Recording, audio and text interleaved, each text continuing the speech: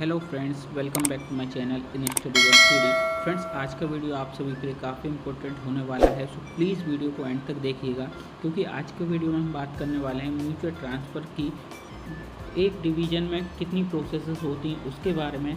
तो friends, video को and तक देखिएगा। आज हम बात करेंगे आपके जितने भी क्वेश्चंस होते हैं कि म्यूचुअल ट्रांसफ़र में कितना समय लगता है, क्या हम इसे कैंसिल करा सकते हैं, किसी कारण बस आपको कोई प्रॉब्लम हो जाती है जिससे कि गलत डेटा फीड हो जाता है, या किसी भी कारण से जैसे बैक ट्रैक हम इसे कर सकते हैं कि नहीं। साथ ही साथ यदि हम किसी अदर डिपार्टमेंट में म्यूचुअल लगा सकते हैं कि नहीं, मेडिकल कैटेगरी किस हिसाब से होनी चाहिए, ये सब। तो फ्रेंड्स, जो भी आपके डाउट्स हैं आज इस वीडियो में क्लियर होने वाले हैं, सो प्लीज़ वीडियो को एंड तक देखिएगा और चैनल को सब्सक्राइब कर लीजिएगा। वीडियो पसंद आए तो वीडियो को लाइक कर दीजिएगा। तो फ्रेंड, चलिए वीडियो स्टार्ट करते हैं बिना किसी देरी के। तो फ्रेंड, यहाँ पर आप देख सकते हैं हमने यहाँ पर 2 एम्प्लॉय के यहाँ पर म्यूचुअल ट्रांसफ़र रिक्वेस्ट की डिटेल ओपन कर रखी है और उनका एप्लीकेशन नंबर यहाँ पर है। तो फ्रेंड्स, आपको यहाँ पर थोड़ा हम ब्लर करके दिखाएंगे क्योंकि ये थोड़े सेंसिटिव मैटर होते हैं, पर्सनल डिटेल होती हैं, वह अन्यथा हमारा यूट्यूब वीडियो हटा भी सकता है, इसलिए हम इसे ब्लर दिखाएंगे। लेकिन आपको हम बोल कर सब कुछ बता सकते हैं कि क्या क्या यहाँ पर फिल करना है। तो आप यहाँ देख सकते हैं एम्प्लॉय HRMS ID। तो यहाँ पर दोनों एम्प्लॉय की HRMS ID लिखी है। उसके बाद नेम ऑफ एम्प्लॉय, तो उनका नेम लिखा हुआ है, उनकी फ़ोटो अपलोड की गई है PDF फॉर्मेट में, जो कि साइट जब आप म्यूचुअल अप्लाई करते हैं तो वहाँ पर साइट सजेस्ट कर दिया जाता है। वहीं आपको अपने सिग्नेचर साइन करना है। सिग्नेचर आप ब्लैक या ब्लू पेन से कर सकते हैं। फ़ोटो में मैक्सिमम में वाइट बैकग्राउंड रखें तो ज़्यादा सही रहेगा फ्रेंड्स, अदरवाइज़ फ़ोटो में प्रॉब्लम हो सकती है। वहीं डेट ऑफ बर्थ यहाँ पर सिस्टम जनरेटेड ऑलरेडी आपकी भरी हुई होती है। एजुकेशन क्वालिफ़िकेशन को आप एडिट कर सकते हैं। यदि 10th से ऊपर वाली एजुकेशन क्वालिफ़िकेशन आप ऐड करना चाहते हैं तो यहाँ पर आपने डीलिंग क्लर्क से जाकर आपको फिल करवानी होगी। और फ्रेंड्स, यहाँ पर सबसे बड़ा डाउट आता है, कैंडिडेट हमसे पूछते हैं कि सर कम्युनिटी यदि सेम नहीं है तो क्या म्यूचुअल ट्रांसफ़र नहीं होगा। तो फ्रेंड्स, यदि कुछ डिवीज़न्स को, कुछ जोन को छोड़ दिया जाए, जैसे आगरा डिवीज़न हो गया और यहाँ पर हमारे अजमेर डिवीज़न में, यहाँ पर अभी तक कम्युनिटी का कुछ क्लियर नहीं है, इस हिसाब से वहाँ पर जनरल टू जनरल या जनरल टू OBC हो सकता है। बट ऐसा नहीं होगा कि general to OBC SC to OBC या SC टू जनरल या OBC ST या जनरल ST, इस टाइप से नहीं होगा। बाकी अदर जितने भी जोन हैं वहाँ पर जनरल वाला ST से भी कर सकता है, OBC से, SC से, इसी प्रकार OBC भी जनरल SC ST से कर सकता है। तो फिलहाल फ्रेंड्स, आपको यह बात पता चली होगी। और फ्रेंड्स, एग्जिस्टिंग मेडिकल कैटेगरी में आपको वो भरना होता है कि यहाँ पर एम्प्लॉय 1 का जो मेडिकल स्टैंडर्ड है और जो एम्प्लॉय 2 का मेडिकल स्टैंडर्ड है वो या तो सेम हो या उस पोस्ट के अकॉर्डिंग हो जिस पोस्ट पर आप दोनों ने अप्लाई कर रखा है। जैसे कि मान लीजिए कोई CNW का बंदा है, वो इलेक्ट्रिकल डिपार्टमेंट TID में जाना चाहता है, तो जिसमें आपको पता है TID में A3 और B1 लगभग चल जाता है, लेकिन B2 जैसे ही आएगा और किसी B2 मेडिकल स्टैंडर्ड वाले से आप अप्लाई करते हैं तो म्यूचुअल तो अप्लाई हो जाएगा, बट आगे चलकर आपको प्रॉब्लम होगी और वह म्यूचुअल ट्रांसफ़र कैंसिल करवाना पड़ेगा। कहने का मतलब ये है कि यदि मेडिकल स्टैंडर्ड आपका सेट नहीं हो रहा है अकॉर्डिंग टू पोस्ट, आपका म्यूचुअल ट्रांसफ़र में प्रॉब्लम आने वाली है। तो फ्रेंड, इसका विशेष ध्यान रखिएगा। म्यूचुअल ट्रांसफ़र में मेडिकल बहुत बड़ा अहम भूमिका निभाता है। यहाँ पर दोनों एम्प्लॉय के PF नंबर आप देख सकते हैं, उनकी बिल यूनिट देख सकते हैं, स्टाफ टिकट नंबर देखिए, वर्कशॉप वगैरह में टोकन नंबर या टिकट नंबर होते हैं लेकिन ये कंपलसरी नहीं होता है। और यहाँ पर देखिए जोन PU ऑफिस, तो यहाँ पर इनका जैसे WCR जोन है और एक स्टूडेंट का है जो नॉर्दर्न रेलवे। तो फ्रेंड, यहाँ पर यूनिट डिवीज़न इनकी देख लीजिए, भोपाल डिवीज़न और इनकी दिल्ली डिवीज़न। वहीं इनकी बात करें इलेक्ट्रिकल डिपार्टमेंट और इनका मैकेनिकल डिपार्टमेंट है। तो फ्रेंड्स, अब बात करते हैं कि आपका अलग अलग डिपार्टमेंट में म्यूचुअल ट्रांसफ़र हो सकता है कि नहीं। तो फ्रेंड्स, बिल्कुल हो सकता है। बशर्त आपका मेडिकल स्टैंडर्ड उस पोस्ट के अकॉर्डिंग होना चाहिए। अब बात करते हैं हम डेजिग्नेशन, तो दोनों असिस्टेंट हेल्पर होने चाहिए। और फ्रेंड्स अब बात आती है यदि पे लेवल 1 है और पे लेवल यदि 2 है तो म्यूचुअल ट्रांसफ़र हो सकता है नहीं। तो फ्रेंड्स पे लेवल यदि सेम है और डायरेक्ट रिक्रूटमेंट कोटा के तहत उनकी भर्ती हुई है तो आपका म्यूचुअल ट्रांसफ़र होने में किसी भी प्रकार से दिक्कत नहीं जाएगी। और फ्रेंड इसी में एक और शर्त है कि यदि दोनों के पे लेवल असमान हैं, जैसे एक का पे लेवल 1 है और एक का पे लेवल 2 है और दोनों आरआरसी से ही आए हुए हैं भर्ती होकर, लेकिन एक जो लेवल 2 वाला है वो आरआरसी से ही जीडीसी या एलडीसी के थ्रू प्रमोटेड हो गया है लेवल 2 में, तो फ्रेंड यहाँ पर आप उससे म्यूचुअल ट्रांसफ़र लगा सकते हैं यदि वह चाहता है तो। अदरवाइज़ आप नहीं कर सकते, क्योंकि जो डायरेक्ट टेक्नीशियन आते हैं और जो डायरेक्ट लेवल 1 में आते हैं, जो डायरेक्ट टेक्नीशियन आते हैं वो लेवल 2 में आते हैं, उनसे आप म्यूचुअल ट्रांसफ़र नहीं कर सकते।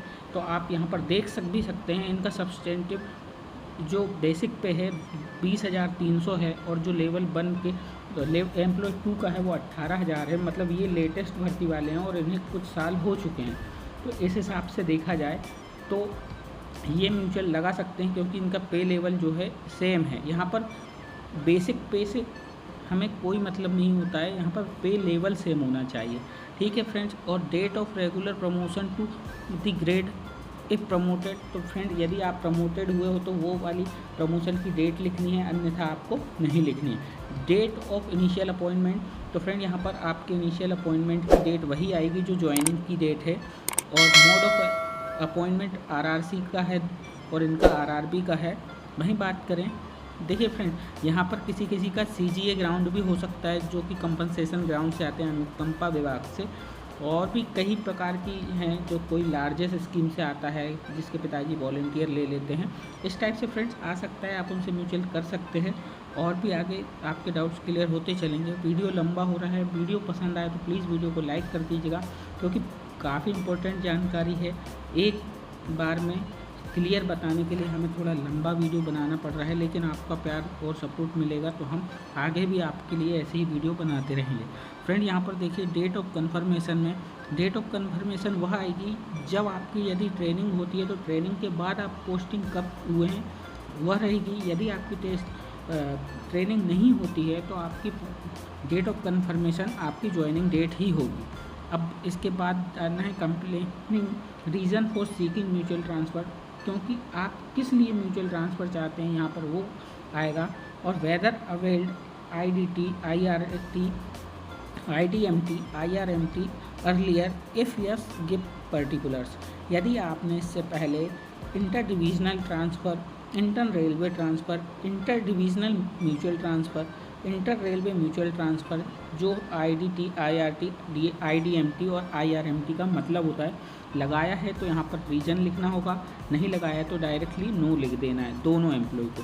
प्रेजेंट एड्रेस आपका डालना होगा जहाँ पर आप अभी निवास कर रहे हैं, वहीं पर बात करें प्रेजेंट एड्रेस सेकंड लाइन में पिन कोड डाल देना है और अपने यहाँ पर सुपरवाइज़र की आईडी डालना है जो कि आपका इंचार्ज होता है। देखिए फ्रेंड्स यहाँ पर HRMS आईडी डालते समय यदि आप छोटी भी गलती कर देते हैं तो आपकी म्यूचुअल फाइल कहीं जाकर फंस जाएगी और आपके सुपरवाइज़र के पास शो नहीं होगी। ये जिस भी किसी की भी HRMS आईडी होगी उसके पास दिखाई देगी और आपके DRM ऑफिस में यदि नहीं शो हुई या अपने सुपरवाइज़र के पास, तो फ्रेंड्स आप बड़ी प्रॉब्लम में फंस सकते हैं। इसलिए इसे HRMS आईडी लगाते समय आप बिल्कुल ध्यान रखें। यहाँ पर 3 HRMS के शुरू के डिजिट मांगे जाते हैं, अल्फ़ाबेट मांगे जाते हैं, तो आपको अपने सुपरवाइज़र का नाम अच्छे से पढ़कर कंफर्मेशन के साथ देना होगा। तो यहाँ पर दोनों एम्प्लॉय की सुपरवाइज़र की आईडी आ जाती है। और वहीं बात करें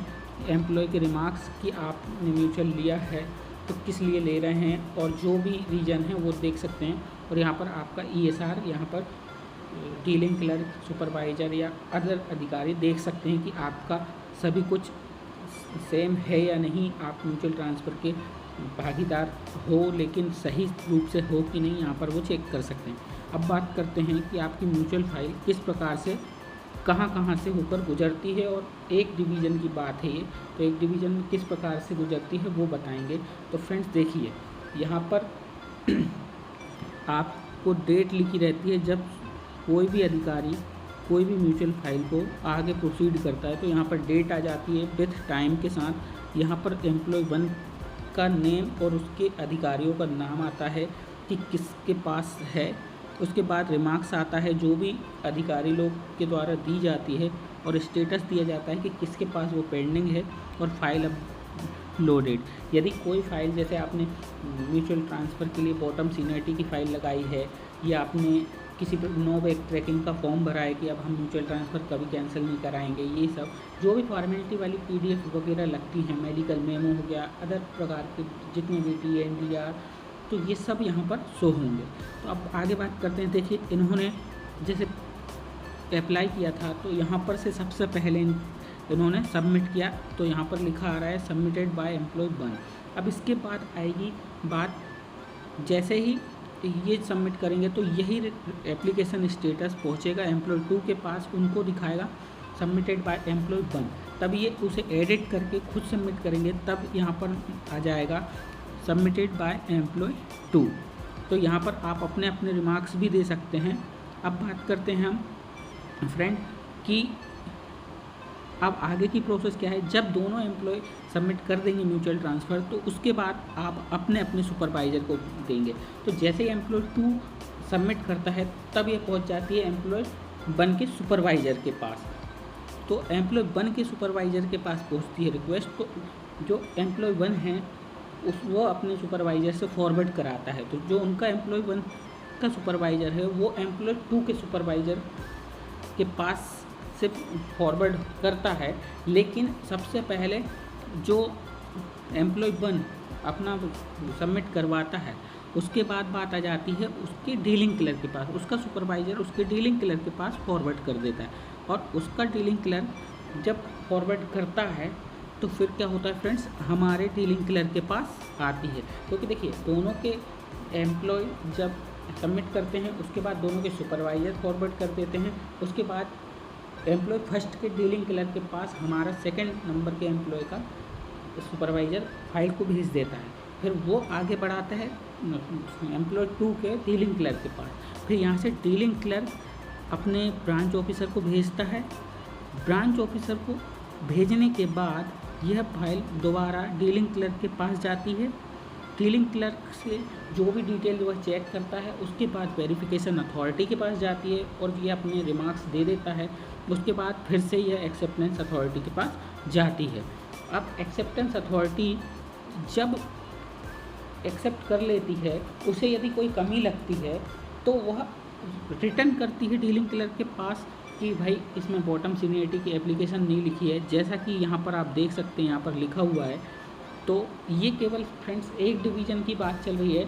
तो म्यूचुअल ट्रांसफ़र कभी ऐसा नहीं होता कि एक फाइल उस तरफ से बढ़ रही है, एक फाइल इस तरफ से। एक यह पर्टिकुलर एक डिवीज़न से पहले क्लियर होती है, उसके बाद दूसरे डिवीज़न में आती है। तो फ्रेंड, ये एक ही डिवीज़न की बात कर रही है। तो अब dealing clerk, verification authority, APO, DPO, हम जिसकी भी बात करेंगे तो वो केवल सिंगल डिवीज़न की बात कर रहे हैं, एम्प्लॉय फर्स्ट की बात करेंगे। जो पहले सबमिट करता है वो एम्प्लॉय फर्स्ट कहलाता है। तो फ्रेंड, यहाँ पर रिटर्न टू डीलिंग क्लर्क किया है इन्होंने। क्यों? क्योंकि इनकी बॉटम सीनियरिटी की एप्लीकेशन उस वक्त नहीं लगी थी, तो इन्हें सजेस्ट किया था रिमार्क्स में कि आप बॉटम सीनियरिटी लगाएं। तो डीलिंग क्लर्क के पास रिटर्न आई। उसके बाद डीलिंग क्लर्क ने अटैच करके फाइल, यहाँ पर देखिए आपको फाइल का नोटेशन PDF फॉर्म में दिख रहा है, तो यही हम बता रहे थे आपको। तो यहाँ पर इन्होंने फाइल लगाई है। उसके बाद यहाँ पर इन्होंने दोबारा एक्सेप्टेंस अथॉरिटी को फॉरवर्ड कर दिया है। और फ्रेंड, यहाँ पर जो भी अधिकारी हैं उनका नाम और उनका डेजिग्नेशन आ रहा है यहाँ पर। इसके बाद देखिए, जैसे ही एक्सेप्टेंस अथॉरिटी एक्सेप्ट कर लेता है, तो इसे चीफ OS भी कहते हैं, चीफ ऑफिस सुपरिटेंडेंट। ये पर्सनल डिपार्टमेंट का होता है। इसके बाद फाइल जाती है DPO के पास। तो सीनियर DPO जो होते हैं, अपने अपने डिवीज़न में अलग अलग अधिकारियों के लेवल होते हैं। जो चीफ ऑफिस सुपरिटेंडेंट होता है, यही नॉर्मली APO भी होता है। अब बात कर लेते हैं फ़िलहाल सीनियर DPO के बाद क्या होता है फ्रेंड्स। सीनियर DPO सारी चीज़ों को वेरीफाई करने के बाद, जो भी है IDMT, IRMT, IDT, जो भी आपने म्यूचुअल ट्रांसफ़र लगाया, उसको वेरीफाई करके उसके हिसाब से रिमार्क्स डाल के DRM या CWM या कंपार्टमेंट अथॉरिटी फर्स्ट के पास भेज देता है। इसके बाद फॉरवर्ड करने के बाद DRM फर्स्ट जो होते हैं इसे एक्सेप्ट कर लेते हैं, और एक्सेप्ट करने के बाद यही फाइल वे दूसरे डिवीज़न के ब्रांच ऑफिसर को फॉरवर्ड कर देते हैं। तो फ्रेंड, इस प्रकार आपका फर्स्ट डिवीज़न से सक्सेसफुली म्यूचुअल ट्रांसफ़र की प्रोसेस कंप्लीट हो जाती है। तो यहाँ पर आप टोटल स्टेप देख सकते हैं कितनी हुई। तो देखिए फ्रेंड्स, यहाँ पर सबसे पहले आप दोनों एम्प्लॉय को सबमिट करना है तो 2, उसके बाद सुपरवाइज़र फॉरवर्ड करेंगे 4, फिर उसके बाद सेकंड एम्प्लॉय का जो सुपरवाइज़र होगा वो फर्स्ट एम्प्लॉय के डीलिंग क्लर्क के पास फाइल भेज देगा, तब से फिर उसी डिवीज़न में फाइल चलेगी। तो ये 5वीं प्रोसेस। उसके बाद यहाँ पर से एक्सेप्टेंस डीलिंग क्लर्क जो 2 है वह भी वेरीफाई करता है अपनी डिटेल, और फिर ये उस डिवीज़न के ब्रांच ऑफिसर को भेज देता है। तो उसके बाद क्या होता है, वहाँ पर फाइल चलती है, ब्रांच ऑफिसर दोबारा इसको फर्स्ट डीलिंग क्लर्क के पास भेजता है, फिर वहाँ से प्रोसेस चालू होती है। तो यहाँ पर 5 प्रोसेस ऑलरेडी हो गई थी, ब्रांच ऑफिसर वाली 6 हो गई हैं। उसके बाद डीलिंग क्लर्क, वेरिफिकेशन अथॉरिटी और एक्सेप्टेंस अथॉरिटी। फिर यही प्रोसेस रिपीट इसलिए होती है क्योंकि बॉटम सीनियरिटी की जो एप्लीकेशन होती है वो जनरली कोई भी पहले नहीं लगाता है जब तक डीलिंग क्लर्क ना बोले। तो यहाँ पर 8-9 प्रोसेस होने के बाद दोबारा यही प्रोसेस रिपीट होती है, तो 3 ये बढ़ जाती हैं तो 12 हो जाती हैं, और फिर सीनियर DPO और DRM के पास फॉरवर्ड होती है एक्सेप्ट करने के लिए, और वहीं से DRM एक्सेप्ट करने के बाद अपने दूसरे ब्रांच ऑफिसर में भेज देता है। तो यदि राउंड फिगर देखा जाए तो यहाँ पर टोटल 15 प्रोसेसेस होती हैं एक डिवीज़न से, जिसमें कि यदि 15 में से हम 3 हटा दें, यदि आप म्यूचुअल ट्रांसफ़र के पहले ही लगा देते हैं फाइल कि हमें बॉटम सीनियरिटी जाना है, हम नो बैक ट्रैकिंग की एप्लीकेशन दे देते हैं, और जो भी डॉक्यूमेंट हैं आप पहले ही दे देते हैं दोनों एम्प्लॉय से मांग कर। देखिए फ्रेंड, इसमें जो बॉटम सीनियरिटी की एप्लीकेशन होती है उसमें दोनों एम्प्लॉय के सिग्नेचर भी करवा सकते हो आप एक ही एप्लीकेशन पे, या दोनों अलग अलग डिवीज़न में अपने अपने डीलिंग क्लर्क को बाद में सबमिट कर सकते हैं। तो फिलहाल हमारा गाइडेंस आपको यही है कि एक ही में दोनों के साइन ले लीजिए, जिससे कि क्या होगा, एक ही बार में आपको हो जाएगा और आपका समय बचेगा। तो फ्रेंड, इस प्रोसेस में इन्हें टोटल 1.5 महीना लगा था ये व्यक्ति को। तो फ्रेंड्स, आई होप कि आपको वीडियो में दी गई जानकारी कम्प्लीटली अच्छी लगी होगी और आपने वीडियो को एंजॉय किया होगा। फ्रेंड्स, वीडियो में यदि कुछ गलती से हमने थोड़ा कह दिया हो तो प्लीज़ हमें कमेंट कर दीजिएगा, उसे हम सुधार देंगे। लेकिन आई होप मैंने तो लगभग सभी कुछ सही ही बताया है। लेकिन आपका कोई भी क्वेश्चंस हो तो आप मुझे क्लियरली पूछ सकते हैं, मैं आपको जवाब दूंगा। और नेक्स्ट टाइम हम कंप्लीट सेट बनाकर लाएंगे, डिवीज़न फर्स्ट और डिवीज़न 2 की कंप्लीट वीडियो लाएंगे। So friends, thank you, have a nice day.